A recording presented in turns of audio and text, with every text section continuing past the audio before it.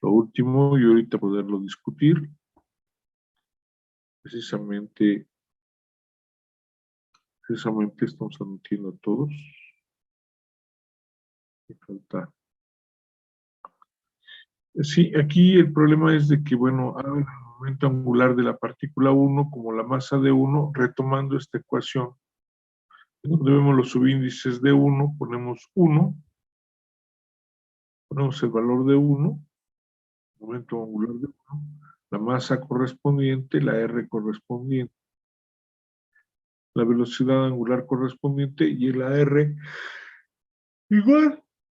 Perdónenme, entonces de aquí nos iríamos precisamente, en lugar de escribir unos, nos vamos al número 2 en la siguiente renglón. En el siguiente renglón pues sigue siendo el 3, el 4, el 5 hasta n menos 1. Y donde vemos la masa enésima, pues es enésima menos 1, la i, perdón.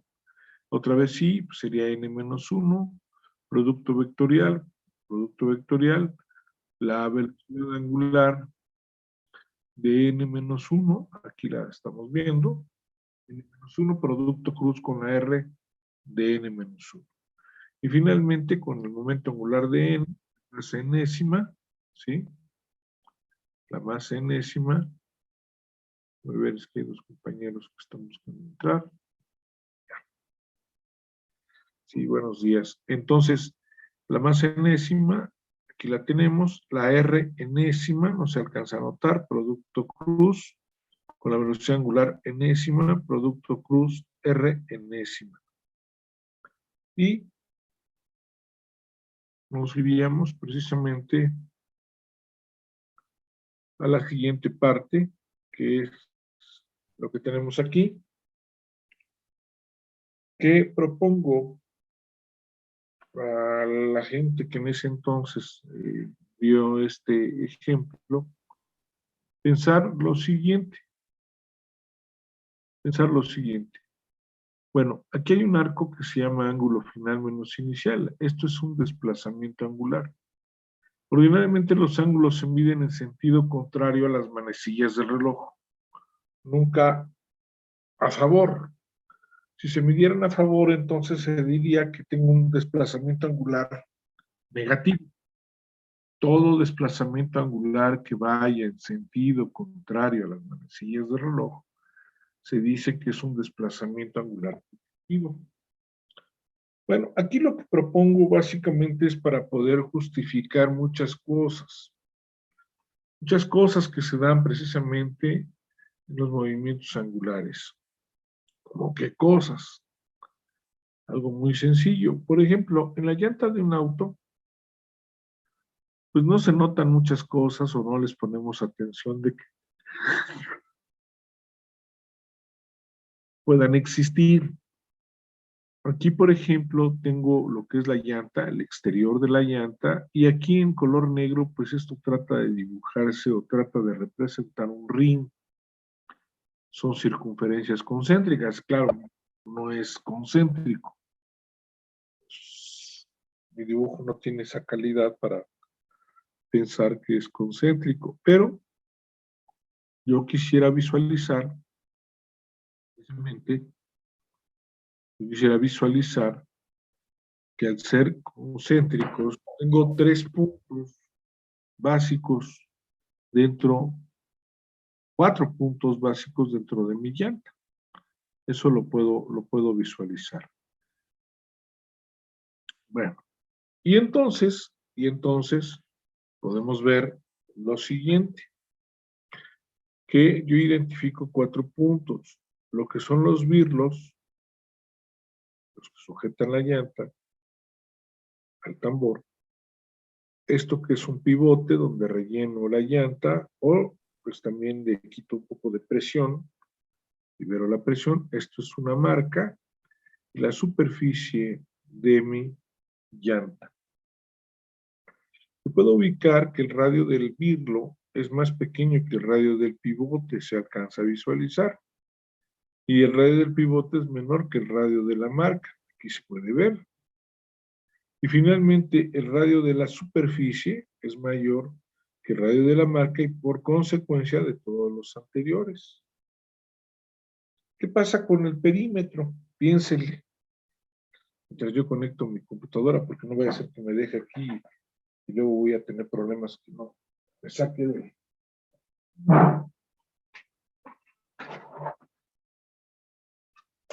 Saque de la plataforma.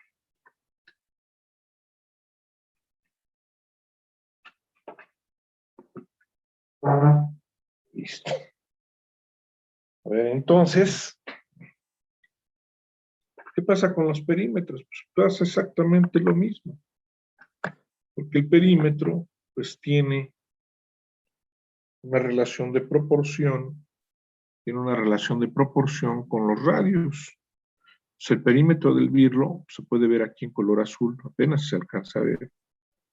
Está en color azul, se ve que es mucho menor, bueno, un poco más pequeño que el del pivote, que está en color verde.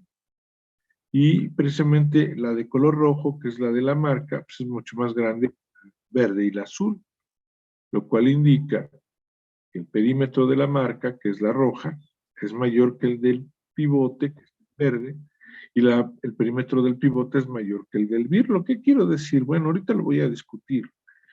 Y que el perímetro de la superficie, que es finalmente la rueda, el perímetro es esta circunferencia negra, de color negro, esa circunferencia se puede visualizar que es más grande que las anteriores. ¿Para qué me sirve eso? Bueno, pues es algo muy sencillo. Yo me puedo dar cuenta que si bien los perímetros de esas 4 partes de la llanta, que son fácilmente visibles, son fácilmente de observar, también nos damos cuenta que tiene una peculiaridad, que si esta llanta da una vuelta completa, la superficie da la vuelta completa, pero no solo ella, también lo da la marca, lo da el pivote y lo da el birlo. Y si somos estrictos, toda la llanta y todas las partículas que la componen, todas dan una vuelta al mismo tiempo. Entonces yo puedo visualizar precisamente, algo que aquí se está marcando. Si el perímetro del birlo es el valor de 2pi por el radio del birlo, el del pivote, 2pi por el radio del pivote, 2pi por el radio de la marca y 2pi por el radio de la superficie, el perímetro correspondiente a cada uno de ellos, se darán cuenta que el multiplicar por un factor constante, esto lo único que hace es que se mantenga la proporción de quién es mayor que el caso que se esté revisando o que se pueda estar estudiando. Luego, algo que mencioné, sí, diga, por allá se escuchó una opinión.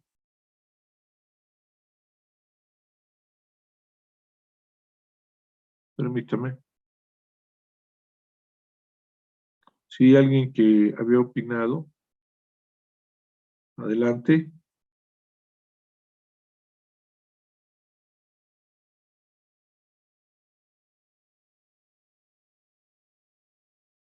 ¿No? Creo que no, profesor. ¿Mande? ¿Qué pasó, señor Hernández?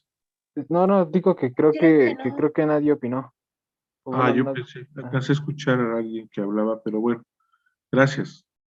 Bien, a ver, seguimos con esto, regresamos a la presentación, y entonces tenemos precisamente que el desplazamiento angular del birlo, o sea, la vuelta que da el birlo, es la misma vuelta que da el pivote, y es la misma vuelta que da la marca, y es la misma vuelta que da la superficie.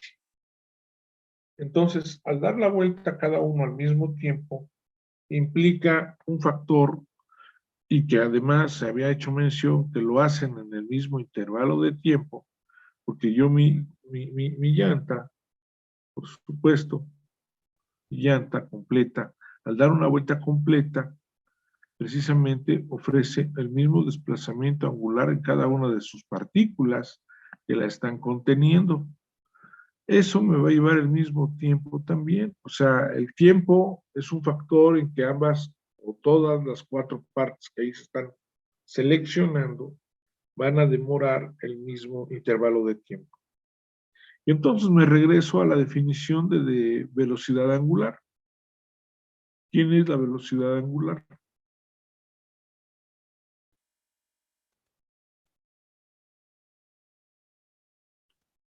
¿Quién es la velocidad? Pues es el desplazamiento angular en el tiempo. Aquí puse el desplazamiento angular entre el tiempo del birlo, es la velocidad angular del birlo, pero eso le va a pasar al mismo pivote, a la marca y a la superficie. Por lo tanto, la velocidad angular del birlo será la misma que del pivote y la misma que de la marca, igual que el de la superficie. Eso me brinda un beneficio. Tienen en común que la velocidad angular es la misma. Entonces, cuando yo tengo un cuerpo como la llanta, que no es nada pareja ni tiene una forma muy regular, pues depende también de cómo esté constituida. Entonces, eso me ayuda mucho porque yo sé que puedo trabajar a través de cómo se mueve esa llanta en forma global y que hay algo en común entre todas las partículas para ella. Y ese común denominador es precisamente la velocidad angular. Nos vamos a ir con este lado, vamos a agarrar otra vez la lupa. Nos vamos a ir para acá.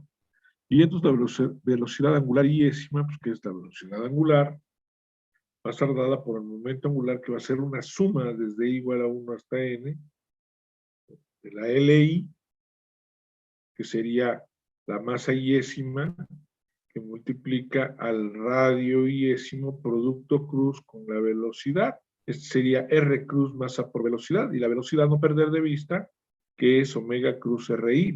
Véase que la omega ya no lleva I. ¿Por qué ya no lleva I?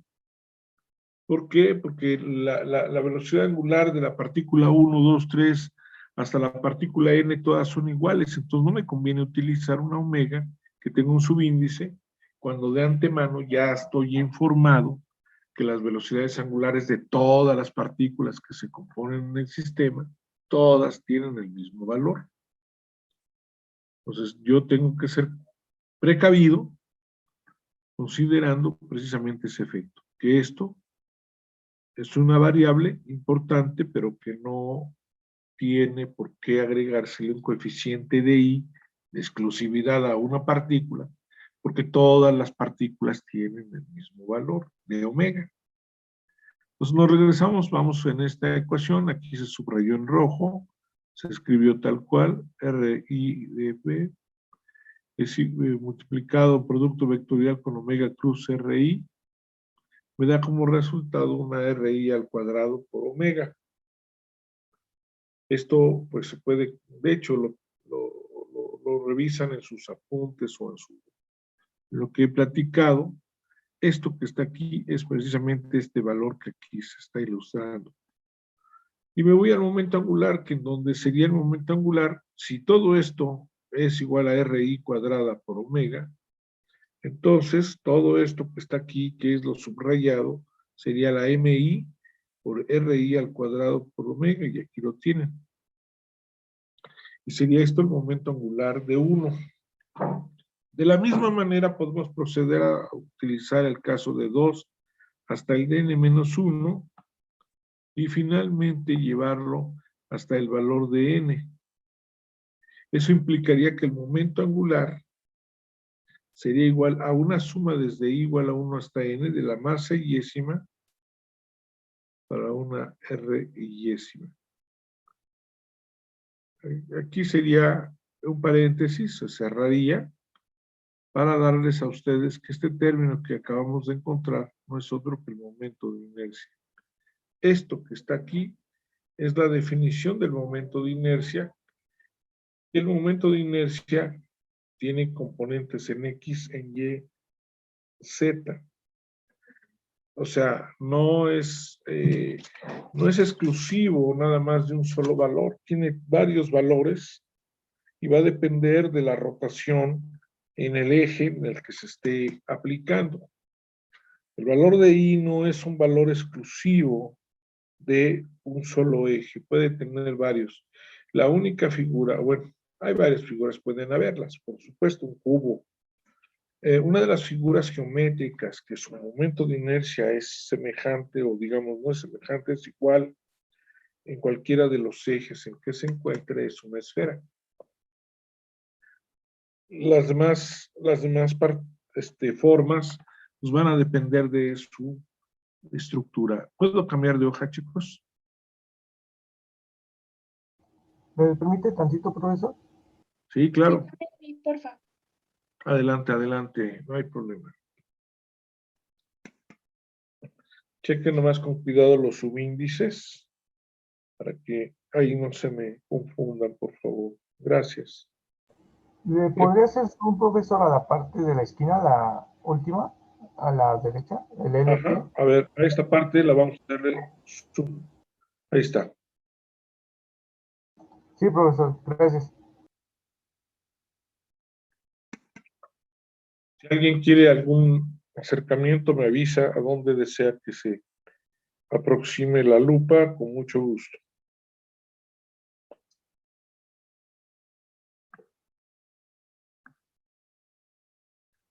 Ahí los marcadores ya estaban muy mal y no los cambié.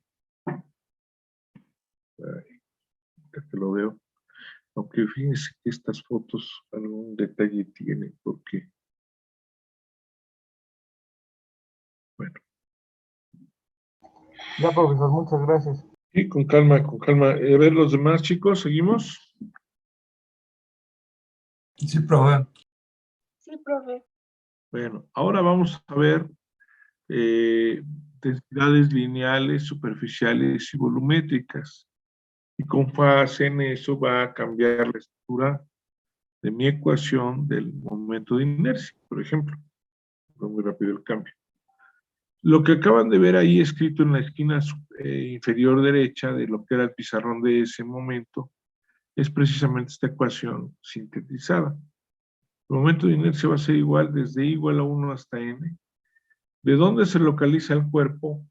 Por la distancia al cuadrado sobre el eje en el que se desea medir el momento de inercia. No es lo mismo que actúe sobre el eje X, Y o Z. Incluso si está sobre el eje en cuestión, pues ¿cómo se llama? Pues no presentaría, ¿cómo se dice? No presentaría las condiciones que uno está habituado. Aquí las condiciones, como puede verse, es desde igual a 1 hasta n de la masa yésima por el radio yésima al cuadrado. Si yo estoy sobre el eje X, el momento de inercia en el eje X para un cuerpo que está sobre su eje sería nulo el momento de inercia. Ahorita lo vamos a visualizar. Y véase que entonces la ecuación del momento angular es lo que habíamos llegado por precisamente la velocidad angular correspondiente. Si nosotros a este paréntesis lo sustituimos por el valor que le dimos como momento de inercia, obsérvese que el momento angular ahora va a depender de esa I. Si yo conozco la I del cuerpo que tengo, un cuerpo grande, un cuerpo pequeño, pero que tiene forma, si encuentro la I con respecto al eje que yo deseo ver lo que rote, y conozco sus condiciones de velocidad angular, entonces puedo decir que conozco el momento angular, y esto es una aplicación de tipo giratorio, o sea, de tipo rotacional. Sin embargo, ya sabíamos que la cantidad de movimiento lineal, que es una propiedad intrínseca de cada cuerpo, al tener una masa propia y una velocidad, de forma traslacional, es precisamente la ecuación del momento lineal. Uno es traslacional, como aquí lo dice, y el otro es de orden rotacional. Ay, perdón, muy rápido. Aquí ya es cálculos. Fue muy rapidísimo. A ver, espérame, ¿qué pasó aquí? Yo, a ver.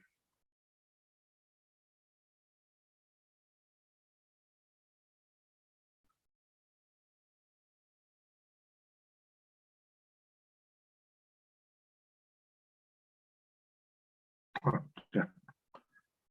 fui muy adelante, me aceleré. Ahora, obsérvese de la ecuación que tengo aquí arriba. Si la masa la hago pedacitos o más chiquitos, cambios o pedacitos de masa. Sería el momento de inercia, la suma desde igual a 1 hasta n, sigue siendo n, de lo que es la r, aquí me faltó, sí, tiene r iésima elevada al cuadrado, y aquí la masa la describo como un delta de masa iésimo. Ese delta de masa iésimo lo voy a llevar a un límite que sea muy pequeñito, más no cero. Si de eso lo llevo a cabo en esta ecuación, me acordaré de sumas de Riemann que hablaba de una integral, en este caso de la función r, donde me localizo, y la diferencial de masa del sistema. Pues yo me voy a encontrar que hay diferentes densidades lineal de masa, superficial y volumétrica, y esas densidades van a estar dadas precisamente por la razón de masa por unidad de, en este caso, de la lineal de longitud. Se emplea la letra lambda, la letra griega lambda, y las unidades de masa por unidad de longitud son kilogramo metro. Cuando se habla de densidad superficial de masa, se habla de sigma masa ante área, y este valor precisamente también se lleva a un límite, de tal manera que las unidades de sigma sean kilogramo por metro cuadrado, y finalmente lo que nosotros conocemos como densidad, nada más que hay que agregarle el término volumétrico de masa para poder hacer identificación sobre los dos casos anteriores, que son lambda y sigma.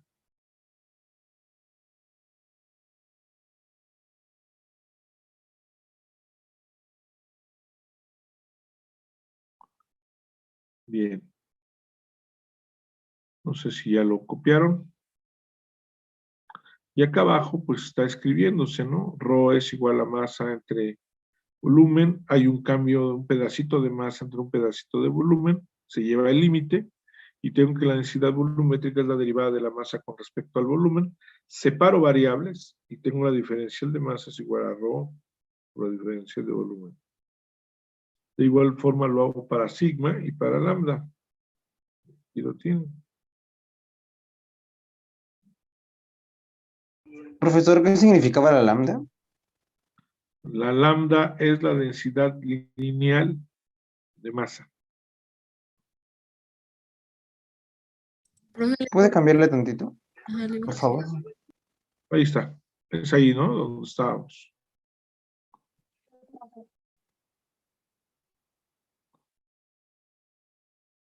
Ahí la tienen, chicos.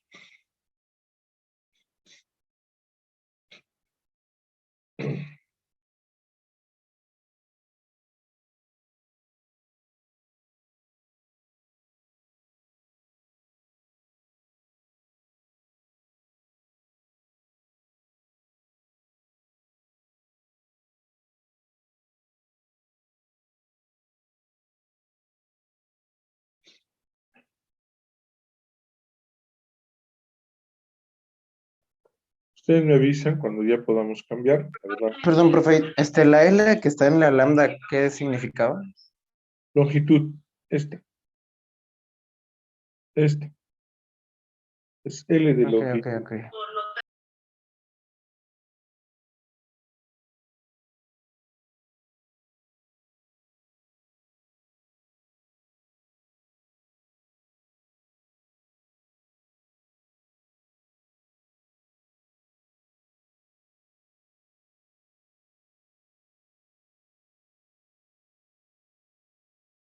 ¿Puedo cambiar, chicos?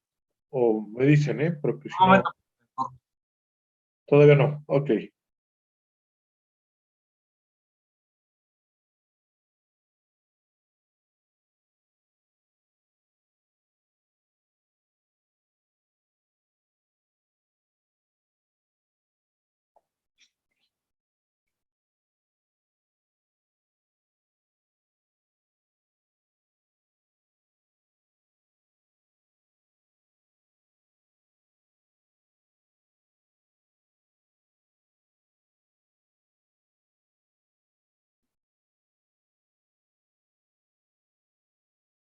Bien, Sí, profe, ya. Gracias.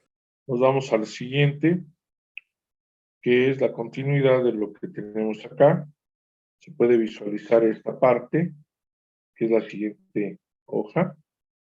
Y a esto pues yo lo contemplé como precisamente como una varilla, pero esa varilla tiene una sección transversal.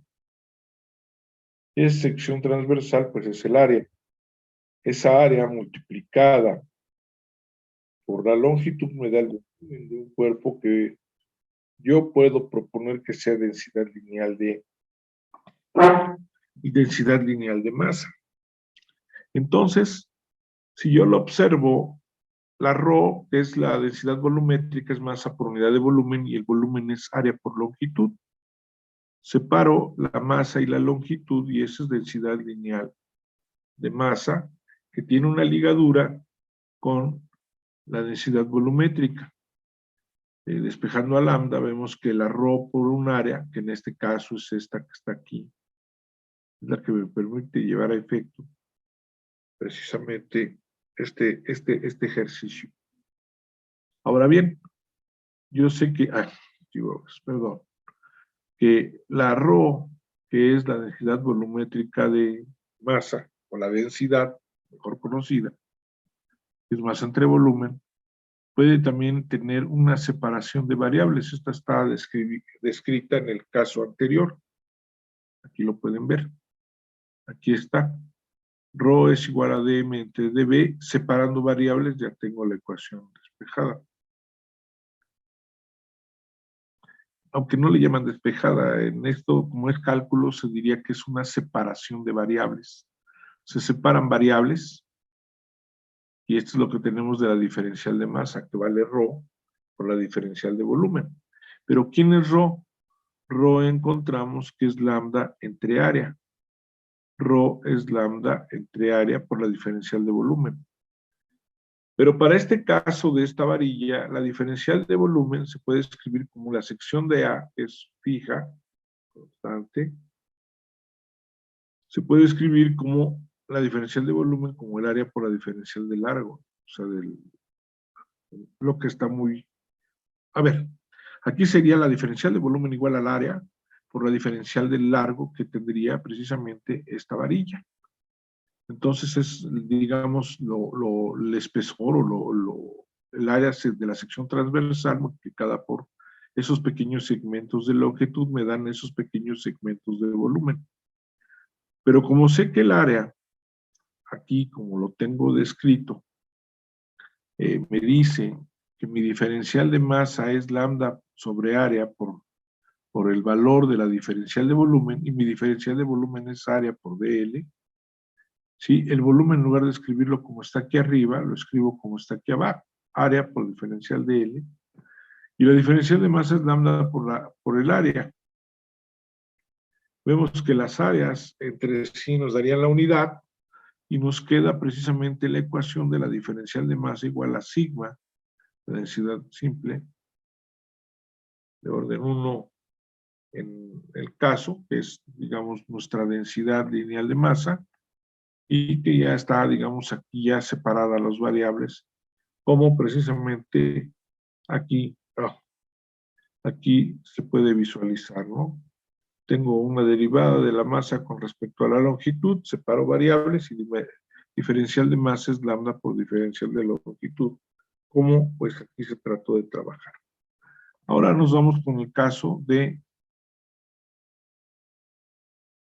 las señoras. A ver, ¿qué estás diciendo? Aquí ya tenemos precisamente el caso de la diferencial de masa, que es lambda por dl. Ahora nos vamos por la parte superficial. Yo aquí tengo un área. Esa área, realmente como el caso de una hoja de un cuaderno, el caso de la hoja de un cuaderno tiene un espesor. Al tener el espesor en la hoja de un cuaderno, tiene la característica que multiplicado el espesor del cuaderno, o de la hoja del cuaderno, perdón, por su área me da un volumen. O sea, realmente lo que quiero que vean es que no hay material en la naturaleza que pueda decirse que es densidad lineal, ni que es una densidad superficial. O sea, la realidad nos dicta que eso no es cierto. Pero ¿por qué lo hacemos? Lo hacemos por facilitar o facilitarnos la vida al hacer los cálculos de esa manera y poder encontrar soluciones de manera más presta, más rápida, a estar contemplándolo como un todo.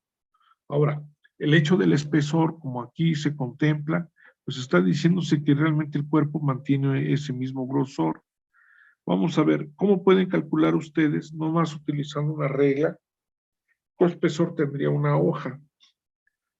Bueno, pues lo que hacen es que si tienen contabilizadas 100 hojas, 500 hojas, es más fácil poderlas medir con un flexómetro o con una regla, con sus deficiencias, por supuesto, en las medidas, y se sabe que se divide lo que acaba de medirse entre el número de hojas correspondiente y con ello, sin ningún problema, de una manera indirecta, pueden medir el espesor de cada una de ellas. Entonces a eso se le llama thickness, ¿no? El espesor. Entonces el área por el espesor me da el volumen y volvemos a lo mismo. La densidad volumétrica es masa entre volumen y el volumen no es otra cosa que el área por el espesor. Ahora el área tiene un factor muy importante aquí. ¿Por qué? Porque ahora ya lo estoy aquí delimitando, lo pueden ver ustedes. Pueden ver que lo estoy delimitando y es masa entre área, separando la función del volumen, que es área por el tiempo. ¿Sí? Si yo tengo esto, masa entre área, una masa entre área corresponde a una densidad superficial de masa. Como es masa entre área sigma, aquí lo tienen, masa entre área es sigma, dividido entre el espesor nos da precisamente la densidad volumétrica. Aquí está. Vamos despejando a sigma, aquí sí es despeje. Tenemos el espesor por el valor de ρ, y esto, digamos, es el arreglo en donde precisamente vemos que tanto sigma y la densidad, o sigma que es la densidad superficial de masa, y ρ que es la densidad volumétrica, hay una ligadura entre ellas a través del espesor, y que de alguna forma puedo regresar otra vez a hablar de la diferencial de masa como ρ por la diferencial de volumen, la expresión original. No sé si pueda cambiar de hoja. Sí, profe. Miren, vean que en esta hoja ya contiene lo que, si no lo han terminado de escribir, lo contiene. Entonces, véase que yo puedo escribir entonces, en lugar de escribir a ρ, puedo escribir a sigma sobre el espesor. Sigma sobre el espesor por la diferencial de volumen. La diferencial de volumen sería, como acá está, fíjense. Aquí está. La diferencial de volumen dirían que es, bueno, se puede calcular a través de esta ecuación, que ya me estoy yendo a otro lado. La diferencial de volumen sería el espesor que esté, sí que es el espesor, por la diferencial de área. Ahora, esta cantidad que le llamé diferencial de volumen, la voy a sustituir en esta ecuación. Entonces, véase que está igual, tal cual. Profe, Mande. ¿por qué se habla de un diferencial de volumen? O sea, ¿en qué momento, digamos, el volumen cambia o hay una diferencia de volumen? Lo que sucede es que se habla de diferencial de volumen, por ejemplo, en el caso de la llanta. En el caso de la llanta no es homogénea. ¿Me explico? Y ordinariamente, aunque sean homogéneas, tú tienes una forma o una figura. ¿Qué es lo que buscas? Buscas encontrar ciertas propiedades que tiene la figura. En este caso vamos a buscar propiedades de una figura geométrica o de una figura que puede ser regular a través precisamente de estas variables que tenemos. Y esas variables pues me pueden llevar precisamente a identificar la estructura, la manera, la forma que tienen, y en base a eso poder calcular lo que vamos a buscar encontrar. Ahora, esto es una pequeña relación precisamente de contemplar que pues el espesor y, y un pequeño pedazo de área que podría tener me puedan brindar me puedan brindar precisamente poder estudiar las cosas que yo requiero conocer para que este objeto que está aquí pueda yo estudiarlo y encontrar algunas soluciones, ciertas verdades que me den para poder obtener precisamente el valor de, en este caso, centros de masa o ¿sí? la posición del centro de masa y también momentos de inercia conforme al eje que a mí me convenga. Ay, caray. Entonces, lo que yo procedo a hacer ahora, no sé si eso da respuesta a tu pregunta. Sí, sí, pero también tenía otra, perdón. Adelante, dila de una vez. Ahí pone que diferencial de masa es igual a, no sé, creo que sigma entre tiempo Sí, aquí por diferencial acaba. de volumen. Ah, sí, acá. Ajá, pero ¿en qué momento se multiplicó el diferencial de volumen o en qué momento se hizo sigma entre tiempo? No, no A entendí. ver, no es entre tiempo, es espesor, señor. Cuidado. Sí, perdón, espesor. No, no te preocupes. Yo le llamo thickness porque es en inglés como se dice espesor. Y por eso lo agrego aquí. Mira, el área multiplicado por el espesor me da el volumen. Ahora, tú me estás preguntando por qué hice este cambio. No hay ningún problema, el cambio está aquí. La diferencial de masa es igual a sigma por la diferencial de volumen y es una separación de variables. Ahora bien, de acuerdo a esto que aquí escribí acá arriba, es la pregunta que va a resolverse, que tú estás haciendo, es masa entre volumen y el volumen es el área por el espesor, aquí está. Pero yo sé que masa entre área tiene el valor de sigma dividido sobre el espesor. Aquí lo tienes. ¿Sí se ve? Sí, Ahora, en lugar de permitirme escribir a ρ, como aquí aparece, escribo sigma entre t, que es el espesor. Entonces, esta ecuación la vuelvo a escribir tal cual, lo único que modifico es el valor de sigma, digo, de ρ. ρ ahora lo valoro como sigma entre el espesor. Sigma entre el espesor. Ahora, lo dejo ahí. De esta ecuación que tú ves aquí, obtengo la diferencial de volumen. El espesor es constante, no entra en diferenciales. Entonces, para que estos tengan similitud en espesor, perdón, en elementos diferenciales o en elementos muy pequeñitos, hago la diferencial del volumen.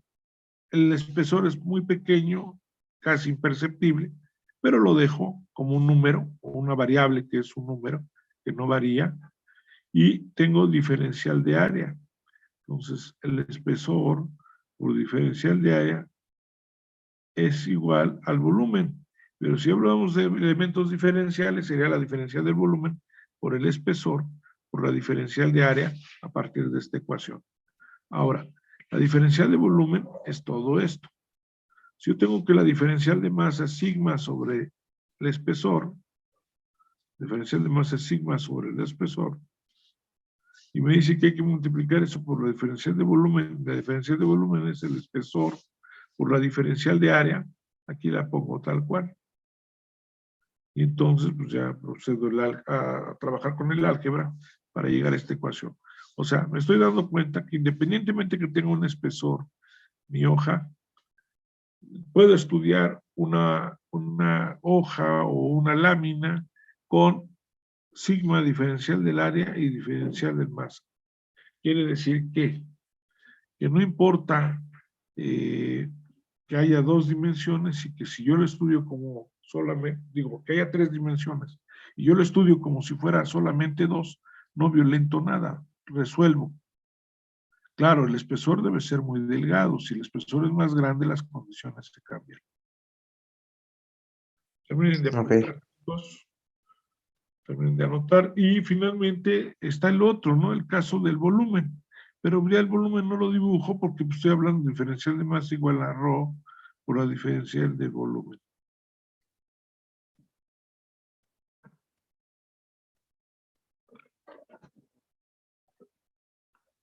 Bien, podemos cambiar de hoja, chicos.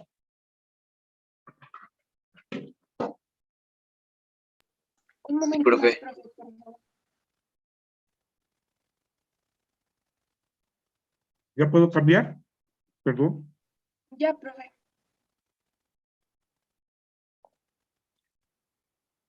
Aquí está la pantalla completa. Aquí me adelanté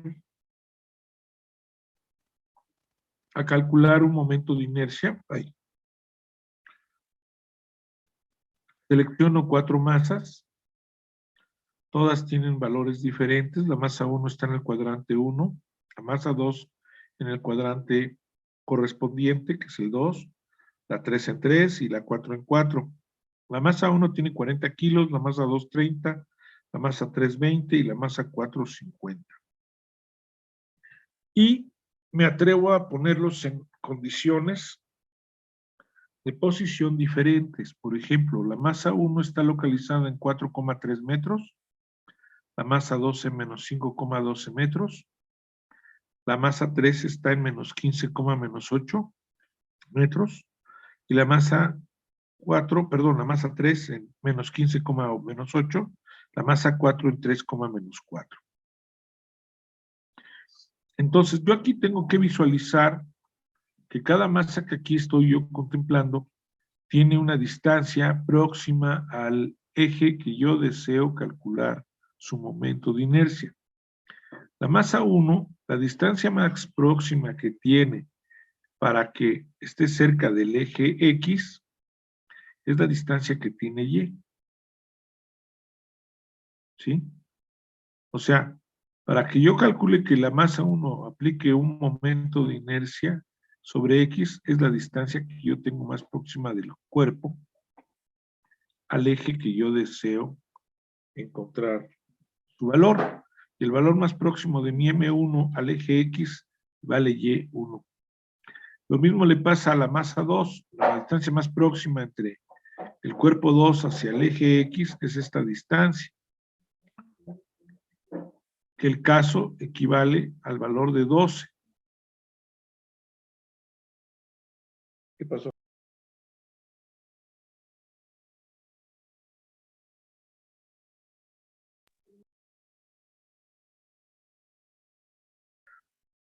Entonces, si nosotros visualizamos para el caso de 3, esta es la distancia más próxima, que es la Y3, y en el caso de 4, es esta la distancia más próxima al eje X. O sea, esto es válido en el plano, no es válido en otro lugar. Entonces, el momento de inercia en X va desde que tengo una masa 1 hasta la masa 4, de la masa yésima por el radio yésimo al cuadrado. Esta ecuación del momento de inercia ya lo habíamos trabajado, ya lo habíamos tenido. Fue a la ecuación que llegué de hace unos minutos, que se concluyó en ese valor. Entonces, tengo que la masa yésima es la masa de 1 por la distancia de RI al cuadrado, pues es precisamente la la Y1, que es la distancia más próxima al eje X, elevada al cuadrado, y así me continúo hasta el valor de 2, de 3 y de 4. Y esta ecuación precisamente es la que valida para todo el eje, para el eje X de los cuatro cuerpos que aquí aparecen. Entonces, retomando esta ecuación ya desglosada, dice que la masa 1 vale 40 kilogramos, que la Y1, perdón, vale 3, se eleva al cuadrado, más la masa 2, que es 30 kilos, aquí lo tienen, multiplicado por el valor de 12, que es el valor de Y2, elevado al cuadrado, más la masa de 3,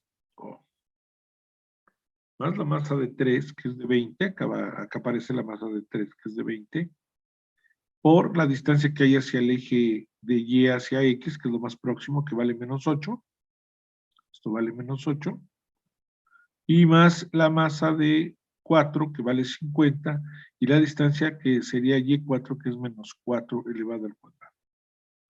Los términos cuadrados sabemos de antemano que nunca son negativos.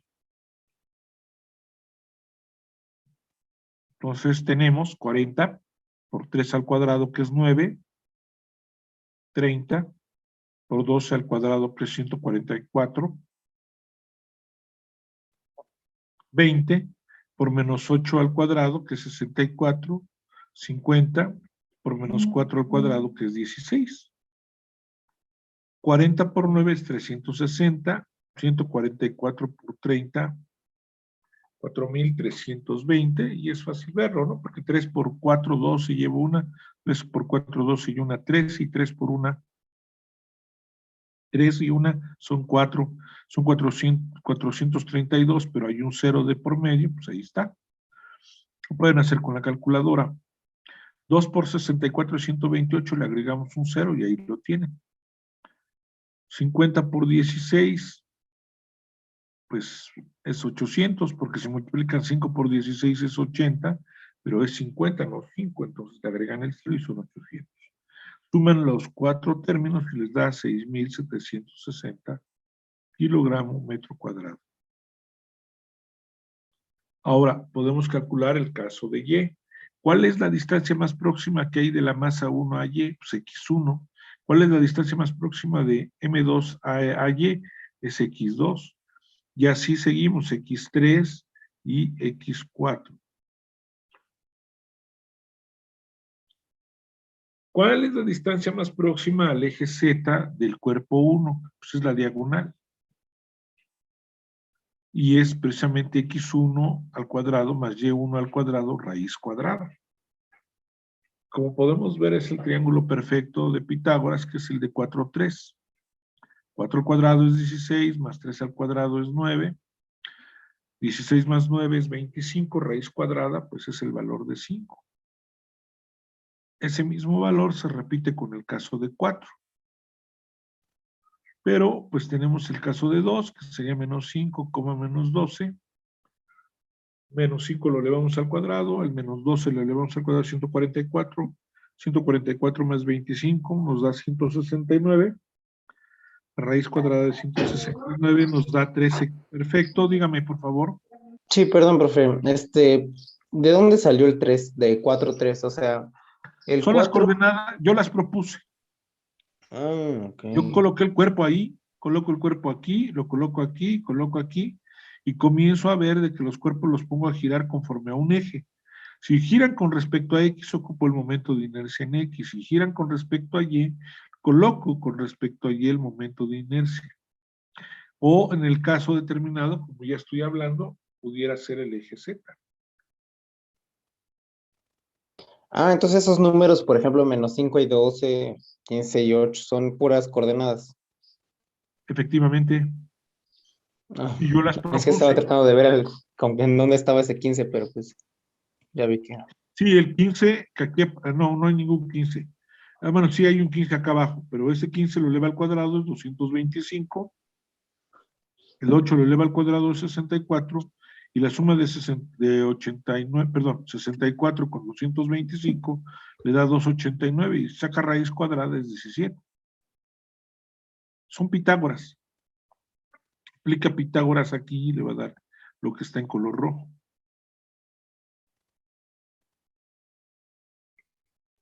Bien, Ok. aquí nos vamos con el eje Y. Como ya lo mencioné, en el eje Y, como en el caso X, y que esto es válido solo en el plano, ya para acabar, porque nos falta poco tiempo, solo en el plano, pues viene aquí el desglose, es M1 por X1 al cuadrado, M2 X2 al cuadrado, M3 X3 al cuadrado, M4 X4 al cuadrado. Se sintetiza y es la suma desde igual a 1 hasta 4 de la masa iésima por la X iésima al cuadrado. La masa de 1 era 40, la de 2, 30, la de 3, 20, y la de 4 vale 50. Las coordenadas de X1 eran 4. Las coordenadas de X1 es 4, menos 5, menos 15 y 3. Aquí está 4, menos 5, menos 15 y 3. 3 al cuadrado es 9, 50 por 9, 450. Menos 15 por 2, menos 15 al cuadrado, 225, menos 5 al cuadrado, 25, 4 al cuadrado es 16. El producto de 40 con 16 es 640, 30 por 25, 750, 20 por 225, 4.500. Y finalmente 50 por 9 nos da 450. Se suman todos los términos y nos da 6.340. En el caso de X fue de 6.760. Yo sumo esta cantidad con esta otra, que es válido otra vez solamente en el plano, me da como resultado la suma de X con Y, el resultado del momento de inercia en el eje Z. Y se puede comprobar, aunque ya aquí no se nota muy bien, se puede corroborar precisamente. Ya no ocupo X ni Y, sino es la R, que es la diagonal. Son 4. En el caso de X, aquí era 5, era 13, era 17 y era 5. Multiplican con la masa respectiva y al final hacen la suma. Corroboran que el momento de inercia en X más el de Y es precisamente el que le corresponde tener al eje Z.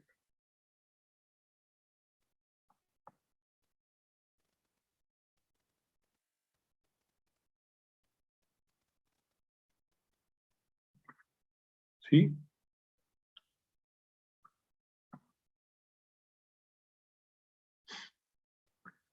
No sé si esto se alcance a ver un poco medio borroso. Se encuentra precisamente que el momento de inercia en Z es la suma del de X con el de Y. En el plano, esto es válido en el plano, en otro lugar, en otra región, no es correcto. Si quieren les doy tiempo para que lo anoten.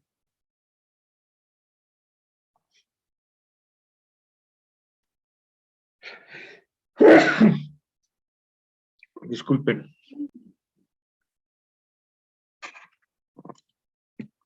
Miren, les está costando trabajo lo del momento de inercia, pero les voy a poner aquí la cámara. Ahorita voy a salirme un poquito de la presentación. Y voy a poner la cámara, precisamente, para que visualicen algo muy importante. Vamos a pensar que este es el eje X, este es un celular. Si yo la pongo a girar el celular en el eje X, tengo dos opciones, es esta o esta otra, ya sea para el frente o para atrás. El celular tiene la particular, lo voy a poner así porque si no hace el reflejo la misma pantalla. El celular lo puede girar así o así. Este es el eje X. El eje Y es el vertical, entonces mi celular puede girar así sobre el eje Y o al revés. Y el eje Z es el perpendicular, el que estaría saliente, y eso, pues mi celular estaría girando de esta manera o de esta otra. Ahora, eso es para que ustedes vean que verdaderamente es importante la rotación. La rotación es importante porque le va a dar ciertos fenómenos. No es lo mismo que una llanta de auto gire para que avance el vehículo, que imagínense que está dando golpeteos sobre ella misma. Y yo creo que voy aquí a pararle a la clase, chicos. No sé si haya más preguntas. Si las tienen, guárdenlas, anótenlas en el cuaderno.